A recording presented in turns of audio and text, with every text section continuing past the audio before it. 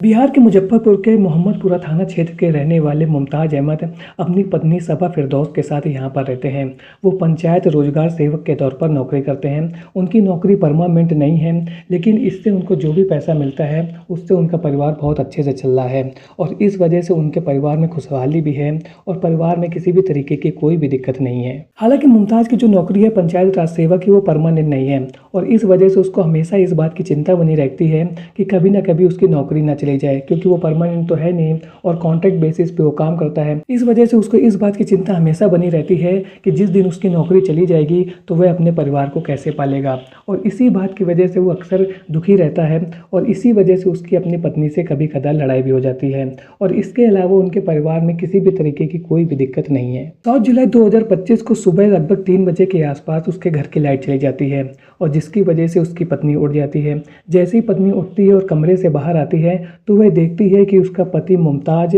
खून से लथपथ फर्श पर पड़ा हुआ है। अपने पति को इस हालत में देख करके सबा चीख उठती है और इसके बाद वो रोने लगती है और उसकी रोने की आवाज़ को सुन करके जो आस पड़ोस के लोग होते हैं वो सभी लोग इकट्ठा होने लगते हैं। साथ ही साथ उसके पड़ोस में उसके भाई भी रहते थे, वो सभी लोग भी वहाँ पर आ जाते हैं और जब वो लोग घर के अंदर आकर के देखते हैं तो वो पाते हैं कि उनका भाई मुमताज फर्श पर पड़ा हुआ है और उसकी किसी ने बहुत ही निर्मम तरीके से हत्या कर दी है। हत्या को देख करके ऐसा लग रहा है कि किसी ने उसके ऊपर अपना बहुत ही सालों का गुस्सा निकाला है। उसके ऊपर इतने वार किए गए थे कि फर्श पर चारों तरफ खून ही खून फैला हुआ था। साथ ही वहाँ पर एक चाकू भी पड़ा हुआ था जिसके ऊपर कपड़ा लिपटा हुआ था और जब आस पड़ोस के लोग ये सब देखते हैं तो वो तुरंत पुलिस वालों को इन्फॉर्म करते हैं और पुलिस वाले लगभग 4 बजे के आसपास फॉरेंसिक टीम को लेकर के उनके घर में पहुंच जाते हैं। और जब पुलिस वाले वहां पर पहुंचते हैं तो वो भी लोग इस पूरे सीन को देख करके बिल्कुल चौंक जाते हैं कि किसने मुमताज की इतनी बुरी तरीके से यानी कि इतनी निर्मम तरीके से हत्या कर दी थी। जब पुलिस वाले मुमताज की पत्नी सबा से इस बात की पूछताछ करते हैं कि आपको इस घटना के बारे में कैसे पता चला, तो उसकी पत्नी तो पहले तो बहुत ज़्यादा रो रही थी और वो कुछ भी बताने की हालत में नहीं थी और इसके बाद वो ये बताती है कि लगभग 3 बजे के आसपास लाइट चली जाने की वजह से गर्मी लग रही थी और जब वो उठ करके कमरे से बाहर आई तो उसने देखा कि उसके पति इस हालात में फर्श में पड़े हुए हैं और इसके बाद उसने रोना शोर मचाना शुरू कर दिया, जिसके बाद आस पड़ोस के लोग आ गए और उन्होंने आपको इन्फॉर्म कर दिया। अब पुलिस वालों को यह लग रहा था कि किसने इतनी निर्मम तरीके से मुमताज़ की हत्या कर दी है। तो क्या था हत्या का कारण और किस वजह से मुमताज़ की हत्या की गई थी? क्या मुमताज़ की हत्या किसी रंजिश की वजह से की गई थी? क्योंकि मुमताज़ की हत्या करने के बाद में बगल में जो एक बिस्तर था वहाँ पर पैसे पड़े हुए थे और इसको देख करके यह लग रहा था कि हत्या करने के बाद वहाँ पर लूटपाट भी की गई है। तो कौन था हत्यारा मुमताज़ का और क्या मुमताज़ की हत्या केवल लूटपाट की वजह से की गई थी या इसके पीछे कुछ ऐसी कहानी थी जिसके बारे में जब आपको पता चलेगा तो आपके रोंगटे खड़े हो जाएंगे कि इस कहानी का अंत इस तरीके से हुआ। तो आज का वीडियो होने वाला है बहुत इंटरेस्टिंग। यदि आपको वीडियो पसंद आए तो वीडियो को लाइक और चैनल को सब्सक्राइब जरूर कर लें, क्योंकि ऐसे इंटरेस्टिंग और रियल कहानियां मैं आप लोगों के लिए हर रोज लेकर के आता हूं। तो चलिए वीडियो को शुरू करते हैं विस्तार से।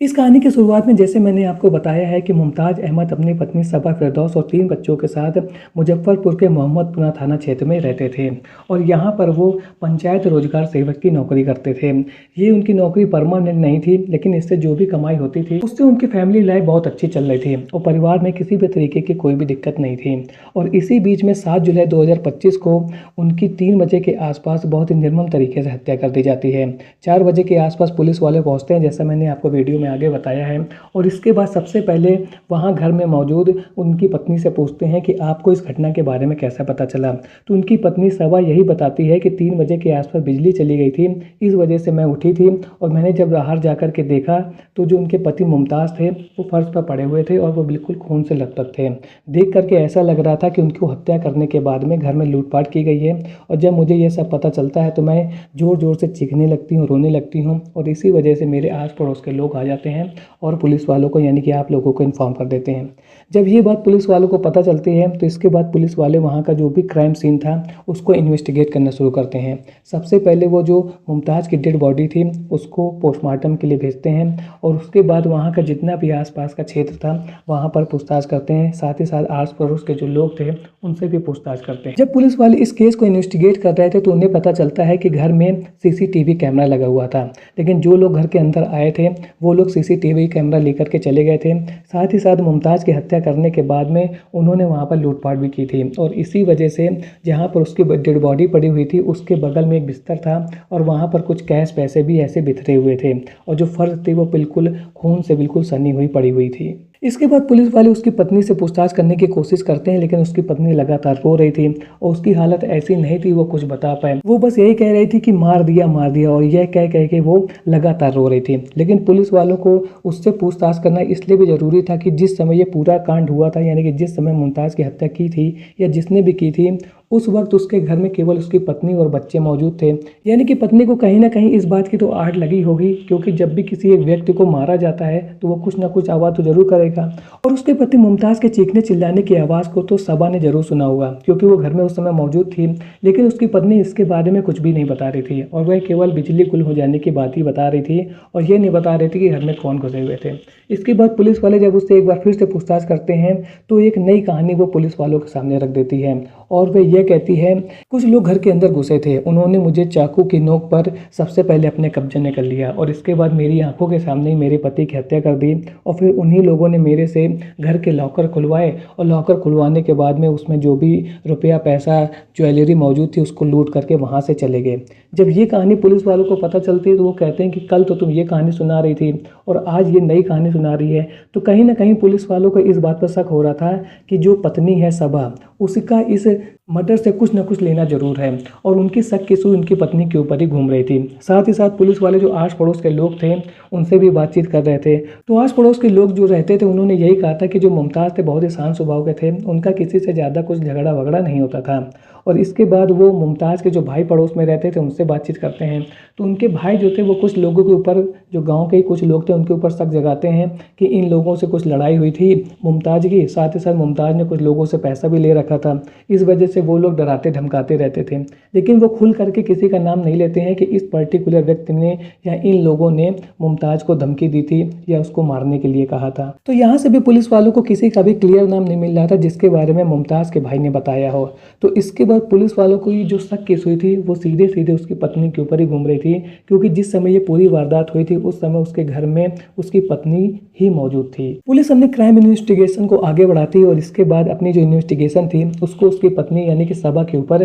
केंद्रित कर देती है और इसके बाद सबा से वो लोग फिर से पूछताछ करना शुरू करते हैं और उनसे पूछते हैं कि तुमको किसी के ऊपर शक है कि किसी ने मुमताज़ की रंजिश की वजह से या किसी कारण की वजह से हत्या कर दी हो। तो वो ये बताती है कि मुमताज़ ने कुछ लोगों से पैसे उधार ले रखे थे और वो लोग उसको धमकी भी देते रहते थे और जिस दिन ये वारदात हुई है उस दिन की रात वही 8 से 9 बजे के बीच में मुमताज़ को किसी का फ़ोन भी आया था और वह उनसे झगड़ा कर रहा था। तो इस तरीके की बातें वो पुलिस वालों को बता रही थी। पुलिस सबा से आगे ये पूछती है कि आप ये बताइए कि मुमताज़ के पास कितने मोबाइल थे। सबा यह कहती है कि उनके पास 2 मोबाइल थे। पुलिस वाले जब घर के अंदर मोबाइल को चेक करते हैं तो वहाँ पर उनको मोबाइल नहीं मिलता है। तो इसके बाद पुलिस को इस बात का शक हो जाता है कि ये जो पूरी वारदात की गई है वो बहुत ही प्लानिंग के साथ की गई है, क्योंकि जब पुलिस वाले इस पूरी इंसिडेंट को चेक कर रहे थे तो उन्होंने पाया था जो मेन गेट था उसको गैस कटर से काटा गया था। यानी कि उनको ये लग रहा था कि पूरी प्लानिंग के साथ मुमताज़ की हत्या की गई है। और अब ना तो उसका मोबाइल भी अवेलेबल था जिससे ये पता चल जाता कि उसकी लास्ट लोकेशन क्या थी या मोबाइल से उसने किस किस से बात किया था।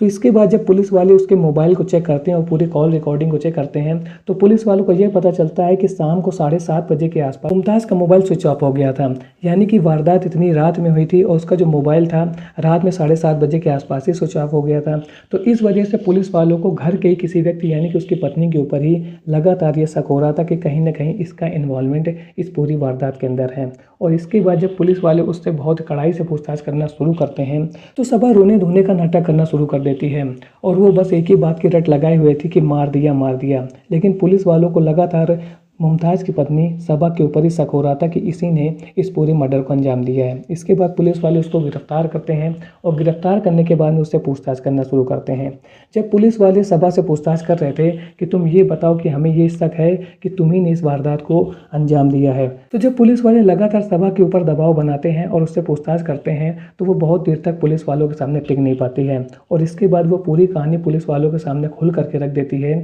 जो उसने 7 जुलाई की देर रात को किया था। सबा पुलिस वालों को बताती है कि उसको शक था कि उसके पति मुमताज़ का किसी के साथ अवैध संबंध है और इस कारण से वो हमेशा यह सोचती थी कि किसी न किसी दिन मुमताज़ इस अवैध संबंध की वजह से उसकी हत्या कर देगा। जो उसके दिमाग में एक शक का कीड़ा बैठा हुआ था कि उसके पति का किसी दूसरी औरत के साथ अवैध संबंध है और वो इस अवैध संबंध की वजह से उसकी किसी न किसी दिन हत्या कर देगा। अपनी लाइफ को बचाने के लिए यानी कि खुद को मरने से बचाने के लिए केवल एक शक की वजह से उसने इस पूरी वारदात को अंजाम दिया था। सबा ने पुलिस को आगे यह बताया कि 7 जुलाई की रात को उसने मुमताज़ मुमताज़ का सोते समय गला रेत दिया था और इसके बाद उसकी आंखों में भी वार किया था। साथ ही साथ उसके शरीर में कम से कम 15 से 16 वार किए थे, जिसकी वजह से उसका पूरा शरीर चाकू के वार की वजह से छलनी हो गया था और पूरे ही फर्श पर खून ही खून फैल गया था। पति की हत्या करने के बाद और इस पूरी वारदात को लूट दिखाने के लिए उसने घर का पूरा सामान फैला दिया था और साथ ही साथ रुपए पैसे भी फैला दिए थे, जिससे ये लगे कि घर में लूट हुई है, कुछ लोग घर के अंदर घुसे हैं और उन्होंने मुमताज़ की हत्या कर दी और इसके बाद पूरी लूट को अंजाम दिया है।